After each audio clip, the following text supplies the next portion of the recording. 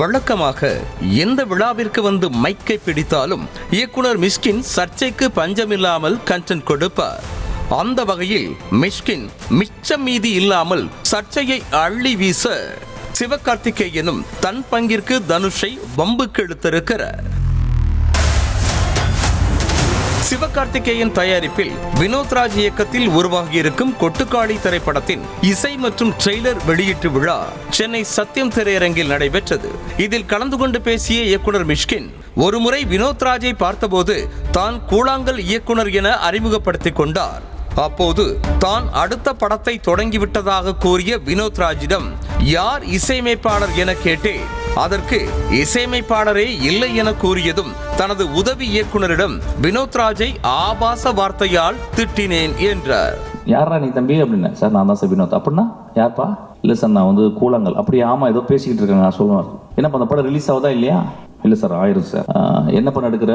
அடுத்து என்ன பண்ண போகிறேன்? இல்லை சார் நான் ஆரம்பிச்சேன். அப்படியே யாருப்பா மியூசிக்கு? அப்படி சொன்னால் யாருமே மியூசிக் இல்லை சார். எனக்கு பயங்கர கோவம் வந்துருச்சு. பெரிய மறைச்சேன். ஆனால் தற்போதுதான் புரிகிறது, திட்டிய தன்னை செருப்பார் அடிக்கவே வினோத்ராஜ் கொட்டுக்காளி படத்தை எடுத்திருப்பதாக புகழ்ந்த மிஷ்கின் கொட்டுக்காளியை மக்களிடம் கொண்டு போய் சேர்க்க தான் அவிழ்த்து போட்டு ஆடக்கூட தயார் என அதிர வைத்தார். இந்த படத்தை பார்க்கும்போது தான் தெரிஞ்சது என்னை வினோத் செருப்பு கழட்டி அடிச்சிருக்காங்க.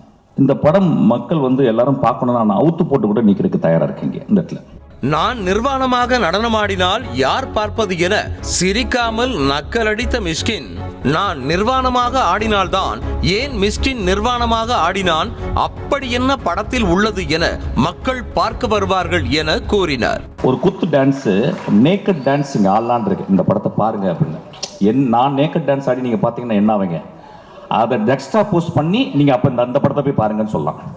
இசைஞானி இளையராஜாவின் காலில் தான் இதற்கு முன்பு முத்தமிட்டு இருக்கிறேன், தற்போது வினோத்ராஜின் காலை தொட்டு முத்தமிட விரும்புகிறேன் என்ற மிஷ்கின் படத்தில் சூரி ஒரு காட்சியில் சிறுநீர் கழிப்பார், அந்த காட்சியில் கூட அவர் நடிக்கவில்லை, வாழ்ந்திருப்பதாக கூறி மேடையை கல்லகலப்பாக்கினார். இந்த படத்துக்கு முன்னாடி நான் என் படைப்புகள் என்னுடைய சினிமா அப்படின்றத நான் கீழே குனிஞ்சு அவன் காலை முத்தமிடுவேன். அந்த அளவுக்கு அந்த படத்தை பண்ணியிருக்கான்.